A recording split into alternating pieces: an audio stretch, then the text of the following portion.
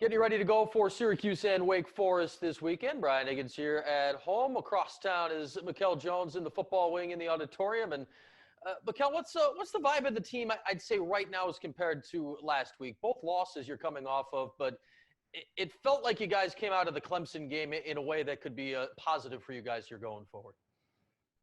Yes, sir. We didn't get the result that we wanted to last week versus Clemson, but we did see some things that could help us move like have a better season and like help us along the road. So we trying to use everything, all the good things we got from last week, and put them into this week so we can go out there and get a win. Imagine you're sitting there midway through the third quarter. It's a one-possession game there for a few minutes in a row. What was driving you guys on the sideline at that point? Because they jumped you early, and it felt like it might have been a runaway that you guys fought back into the game. We knew it was going to be a game to where we had to play each and every quarter, no matter what the score was. We had to go and give it our all, and that's what we did. And we got the result towards the end of the third quarter. We just couldn't hold on, but that was our mindset. Just keep fighting, no matter what's going on. We got to fight. How tough is it to be out there against those guys? We know they don't stop for 1 second coming after you. Um, it was a different experience. You've seen some different things they did with their offensive stuff, but it was just like going out there playing against another opponent. Like you just got to be sound on what we got to do. We wasn't too focused on like their personnel. We respected it though, but we wasn't focused on it. I'd say the outside world's always focused on their personnel when you consider certainly their Yeah. quarterback and their running back. For once, Gotta it was not respect it. yeah. For once, it wasn't you that got a turnover, but how about your guy Garrett Williams? Pick six and Trevor Lawrence. It's the only one he's thrown in his career. That was something to watch, wasn't it? Gary Williams special. We got nice people on our defense. When you see a play like that, what does it make you think of? Um, we young, so it just make me think of like we got a bright future. We gonna get better. We just gonna ball. Mikel, you said young, and it's now 5 games in a row. You guys have started 5 either true or redshirt freshmen, and that doesn't even include a guy like you. You're a sophomore. You're one of the old guys Yeah. on the defense right now. How crazy is that, I guess, to process? It is not a normal thing to see that many young guys on the field at the same time.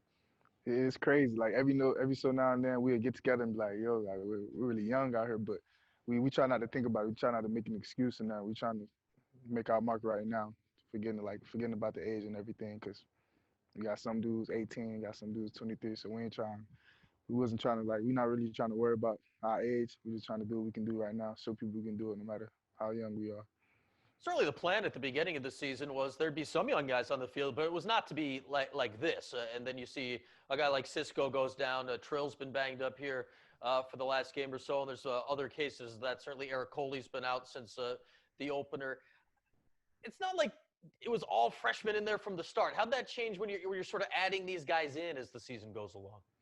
It was crazy, but it was something you just gotta adjust. Like football, you gotta adjust week by week, and every new person that came in that was young, we just had to prepare them like the old guy who they filling up the spot for. So we just had to get each other prepared, get each other on the same page, and like tell them it's time to grow up. It's time for all of us to grow up, to go out there and get it done. Certainly no surprise to see you on the field this year as a sophomore, considering what you did last year as a freshman, getting significant time during the game. But I'd say it's got to be surprising for anybody to see that you're leading the country in turnovers forced right now as you are. How are you getting yourself to the ball as much as you are this year?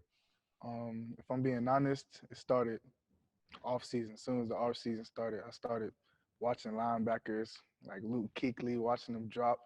I knew I had to do like extra stuff to try to get myself in the best position. So I wanted to make sure like I'm a good. Of course, linebackers they gotta learn how to tackle, but not all linebackers can like get in their drops the right way, how you're supposed to be, help the back end. You got to help the front and the back. So that was my goal for the off season, and it's crazy that just came out the first half like how I wanted to go, honestly. Well, you got 3 picks right now, which is leading the country. Recovered 2 fumbles, which I think is second in the country right now. And you forced a few fumbles as well. So you're kind of doing it in all aspects. It's not normal, right, to see a linebacker leading the country in interceptions. That takes a second to process. Yeah, definitely. But yeah, that was something I actually targeted. Like if somebody would ask me like, you didn't expect that, well, I was like, well, I was hoping because that's something I was working for throughout camp and everything. But I just got to keep it going now. All right, we didn't expect it, but if you expected it, it's Yeah. working out. So Deep down inside, I was hoping for it. I know I worked for it. All right, we need you to start expecting some other stuff then too. You can apparently make it into existence. Yes, This sir. was earlier in the season now, when maybe you'd only had a couple of these picks. Ask Cisco about you, and I mean, we're so used to him the last couple of years being the guy that's taken it away, and he gave your high school a little credit. Both you guys spent some time down at Yeah. IMG. What what did that set you up for? That's a different experience than getting on the bus and going to your normal high school. What's going on down there? That set me up for everything. Everything I go through every day in college, it just prepare you all every single phase of life. Honestly, just get you prepared mentally. How ahead of the game, I guess, did you feel when you got to college because of that experience? When I first got to the college, I knew definitely I was a couple steps ahead of like anybody else, like everybody else who was coming in from different schools, and like just knowing the concept of defense. Like I feel like I was a lot ahead. I give a lot of credit to my coach Goganius, Coach Keith Goganius, definitely. Hey, it's quite a setup they got going on down there. Not just football, what they're accomplishing. I know there's some guys on the lacrosse team here as well, and other sports that Syracuse certainly has enjoyed from down IMG way. All right, so Mikel, let's wrap up with this. We know the record's not where you want it, but as you said, you're coming out of Clemson. You're feeling a little something. How do you take that in to Wake Forest and start turning that feeling into W's here the rest of the way? Um, like I said, like we just got to take all the good from last week, and then put it into this week, and everybody got to do a little bit more, a little bit more. We got to keep doing more to get to where we were trying to get.